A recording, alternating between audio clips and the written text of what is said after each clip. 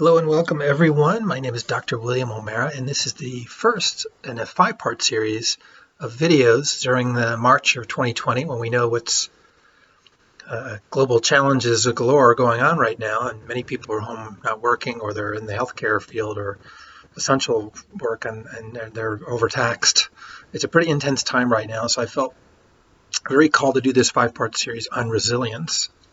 Resilience meaning that which can take best care of us and nourish us at this time. So welcome, welcome, welcome. At any time you can like the video, subscribe to my page, write in the comment box. I will have a couple of links for additional resources and the model I'll be talking about. Website will have that. So just make yourself at home, grab a cup of tea, and let's kind of dive into this topic of resilience. So I'm going to define it and go through the model and do it in a way that's mindful. I'll pause. I'll remind us to breathe. This is part of what resilience is. It's slowing down. And the global crisis for 90% of us has been stay home, right? So there's a lot of time to rethink. How am I living my life? What's most important? I love that the root of the word resilient means to re-silence. What does that mean to enter the silence, to rest and renew in a world that's hyper type A, yeah? But if you look at America, and I live in upstate New York in a little town called Rhinebeck, people from around the world will probably view this, but the US of A, it's the richest country in the world, but we have problems galore, right? The opiate addiction dilemma, before this, the virus, depression off the scales, young people lost and confused, homelessness, malnourishment, you can go on and on and on. How can this be? And no matter how much wealth is thrown at it, it doesn't seem to get resolved. And I think at a cardinal level, we need to reconnect, right? Whether you call that spirituality or just good common sense to what nourishes us and feels good and what the heck are we here for, right? I work with a lot of clients as an executive coach and as a faculty member at a college teaching leadership programs where resilience is a part of it. And more over the years, you hear people like feeling burnt out. They're dragging. They're not their best. So to define resilience, it's available. You can do it in a Google search. But I want you to tune in to the idea of resilience being to re-silence, to find a way to renew, refresh, and rejuvenate, And then you're taking good care of yourself so that you can fulfill your purpose from the heart, which is loving the people you care about, loving yourself, fulfilling a mission, doing good things in the world. But you are the prerequisite of that, right? Whereas the scripture says, love thy neighbor as thyself. So thyself is the kind of the key point, right? How do I do that? How do I tune in, fill up and flow out so that I am resilient? Yeah. Resilience is a lot like sustainability. What can I do that's going to sustain me for the long haul? Me and my family. What am I going to do that's abundant? What am I going to do or tune into that creates an endurance, right? A bounce back ability that I can persevere through whatever's going on. And that takes kind of energetic strength. Ultimately, resilience, when you look at how to define it, is about energy management. I wrote a book a few years ago called Walk in Balance, Energy Management for the 21st Century. It's packed with good gems. You may be inspired to pick that up. I'll put the link for that below. But ultimately, just tune in to what does resilience mean to you. You can put it in your comment box. This is being researched around the globe. Harvard's been doing research on mindfulness and resilience. University of Massachusetts has a resilience and a mindfulness institute. Rutgers University, where Daniel Goleman is with the emotional intelligence work. All of this kind of ties together at a critical time in our population for people to come together and go, look, it's time to slow down. It's time to think about what's important and take good care of ourselves and our family. Like, love is what matters. The people most important to us matter, and we're part of that. So being resilient is self-care, self-love, self-nourishment. Okay, does that make sense? So let's take a pause here. I like to just pause and breathe. Breathing is one of the 7 keys of resilience that I'll be sharing with you now. And my partner will be putting this into a graphic, a 7-star kind of model.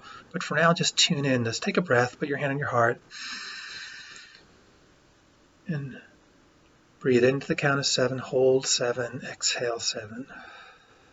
And just let your body relax and kind of ground into the earth. Feel like a human tree, grounded down, lifting up, rooted, being nourished by what's in the earth, by the sun, by all that is. Choose now to be nourished, to be filled. Another breath in, hold briefly, exhale, and one more. A little smile, and exhale. Take a moment to connect to all that is around us that is here to nourish us. Clean water, good food, fresh air, the sun, the earth. All of the natural elements are very nourishing if we just allow them in. So let me quickly go through the 7-step model, and then in the follow-up videos I'll go through two of them at a time, then once there'll be 3, and then I'll give a mindfulness practice at the end. So this will be a 5-part series. This is completely free to the public. If you feel drawn to give a tip or a donation or a contribution of any sort as a thank you, there'll be a link there on how you can do that. It's simply available for those who feel inspired in a world where the economy is changing, right? We're giving now lots of free content and free gifts, and those who feel drawn, that mutual exchange is always wonderful. So, resilience, to resilient, to renew, to manage our energy. So see it as if it's a scale from 1 to 10, 1 being really depleted and half unconscious and can't get out of bed, to 10, I am alive, enthusiastic, balanced, grounded, joyful, ready to go out and do what I need to do for myself and others.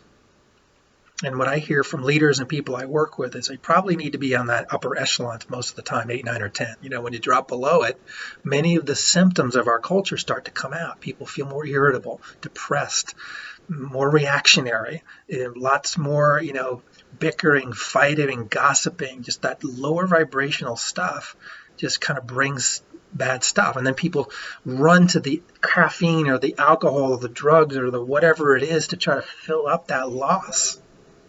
And it's really hard to do, isn't it? Right? So good, healthy, wholesome energy management, right? So here are the 7. I'll go through them quickly, knowing that we're going to go through these in more detail in the weeks ahead.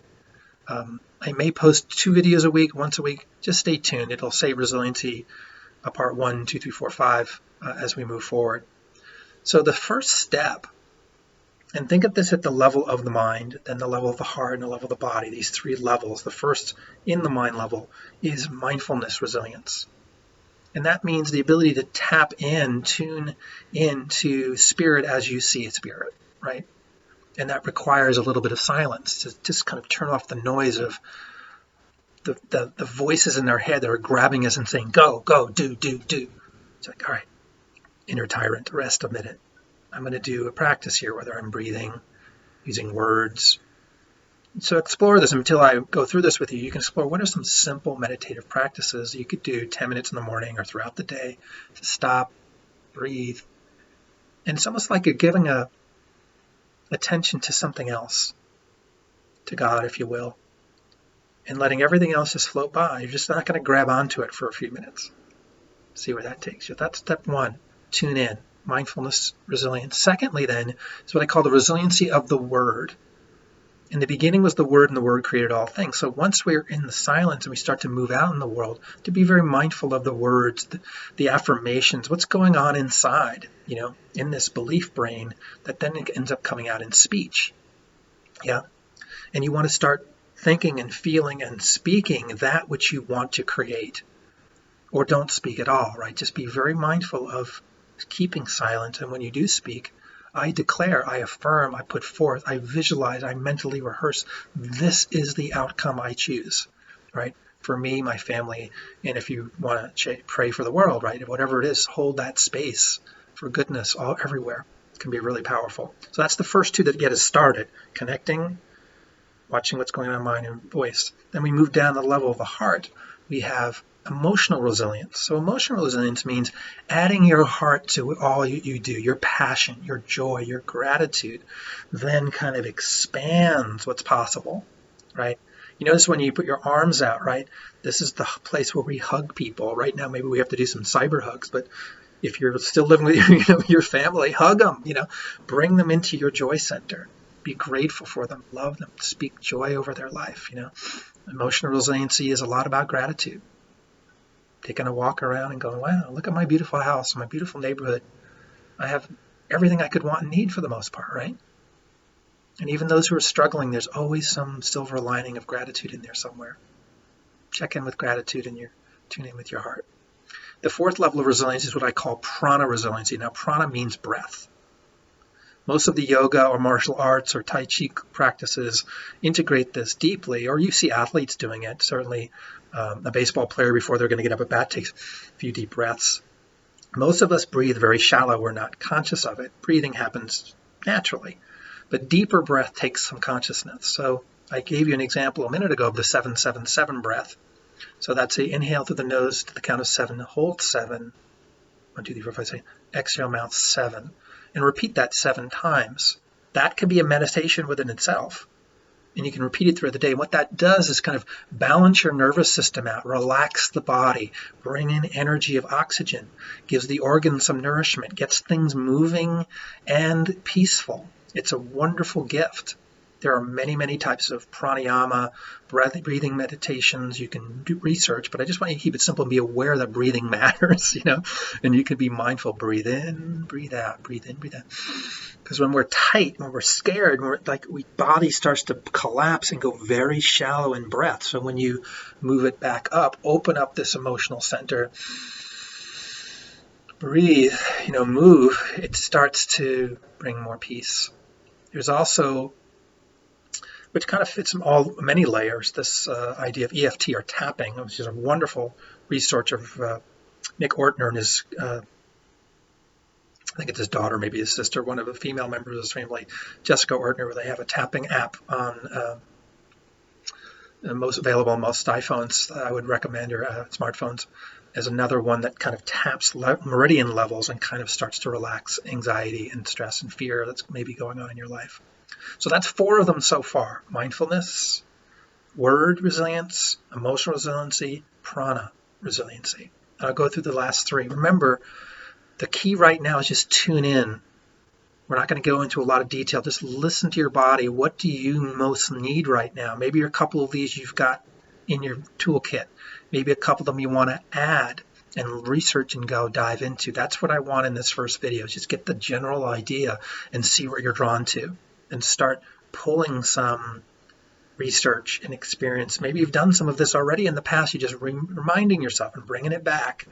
Or maybe you loved to do something as a child and that was wonderfully rejuvenating, like riding a bike, and you say, oh, I'm going to bring that back into my life, or go out fishing and whatever else I can do that's safe and happy. Last 3, physical resiliency. Physical resiliency. So ask yourself, what do you do for movement, exercise, working out? What have you done in the past? What could you bring back?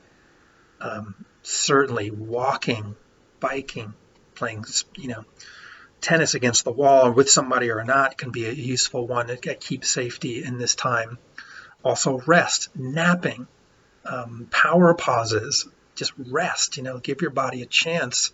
It needs more than we realize. So wind down before bed, get a good rest, get up, pause throughout the day.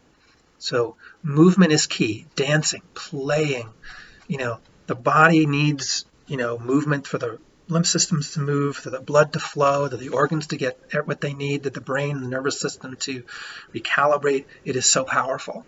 And it doesn't have to be, super type A behavior, Gentle can be just as powerful. Little bouts, according to the research of movement, can go a long way throughout your day.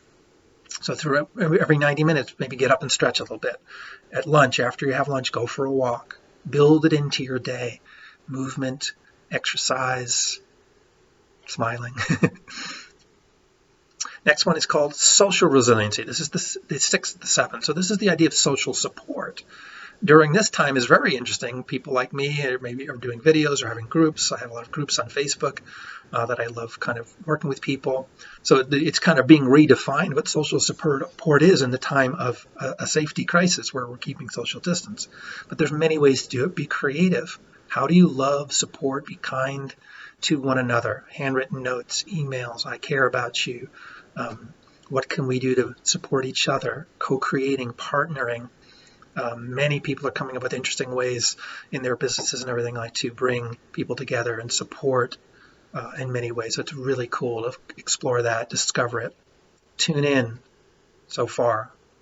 What's calling to you? What do you want to add to your daily life? And the last one is called Connect with the Earth Resilience. And this is one of my favorite as someone who studied, indigenous cultures and neo-shamanism and earth teachings. I had a Native American teacher for many years. It was a very inspiring part of my life. I wrote a book inspired by him called The Way of the Corporate Shaman. Shaman simply means, it's a Siberian term that means one who sees in the dark, right? Usually these are people who are very intuitive shamanic people who have medicines and practices they give to help their tribal people out. They were the doctors of their time, if you will.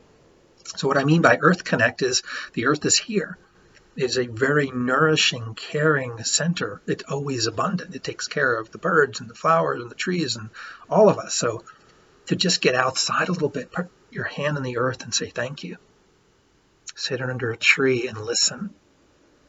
The other day, my partner Renee and I, we sat in one of the parks here in town by the river, and it was sunny. We laid down on our backs. It's just one of the things that's part of Connect the Earth Resilience. It doesn't have to be complicated, right? Just lie down, feel the sun on your face, feel the water going by, breathe fresh air. And it's like a week at the spa. Literally in 5 minutes, you can get so much renewal. It is so resilient to connect with the earth. There's been a lot written about earthing, taking your feet off, bare feet on the earth, and if you can do it in a safe grassy spot. The elements of nature are gifts. That's how our ancestors lived on the land, right? They were mostly farmers or hunters. They were connected to the seasons and the cycles and the earth much more than we are in the modern day. So I would think part of our lesson at this time is to return to the earth, to the simplicity of that which is giving. Give thanks for it. So I don't want to spend too much time here. We're at the 17-minute mark, but hopefully this has given you a little bit of tuning into a definition, some things to think about, and these 7 resiliency components, these aspects in a model, which I'll have posted here. It'll be on the webpage. You can read, and it's really just an intuitive, where am I strong? Great, celebrate that. And where can I add, renew, where can I add more resilience to my life? And there's probably more resiliences you could talk about or think about, that could be fun and interesting. Create your own, right? So let's take a moment now to complete. It's always good to breathe and let whatever has come to you integrate. Breathing in, hold, breathing out. There's no push, there's no have to. Just allow today to be safe, to be happy, to let whatever you need in your resiliency formula, toolbox, goals for yourself, just drop in your cup right now. Drinking more good tea, drinking good clean water, good food under physical resilience, tapping into mindfulness and word. What am I speaking? Am I complaining or worrying out loud? Be cautious of doing too much of that. Emotional resilience, breathing, prana resilience, physical, social, and of course the Earth Connect resiliency. So it's been a pleasure talking to you. My name is Dr. WilliamJasonOMara. I'm a resiliency expert, PhD, organizational psychology, and a whole bunch more I won't bore you with right now, but I'm at your service. Hope you enjoyed this video. Again, you can share this video on your various social media outlets. You can subscribe for the next 4 that are coming, or however you choose to play. Love to read your comments. One of the things I enjoy. Please, please, please take very good care. Be resilient. You deserve that. You deserve to fill up because the world counts on you. You're needed. And the more you're filled, the more you can flow and be in a good place. Fill, flow, right? Resiliency really matters. It may be the most important thing you can do right now to fulfill your missions of love and service in this world. So I wish you well. Sat Nam, as they say in the Eastern philosophy, which means I am the truth and the truth lives in me. And Namaste, which means the spirit in me salutes the spirit in you. We are one on this journey of life. Let's take care of each other. Okay, have a very good day. Bless, bless, bless to all.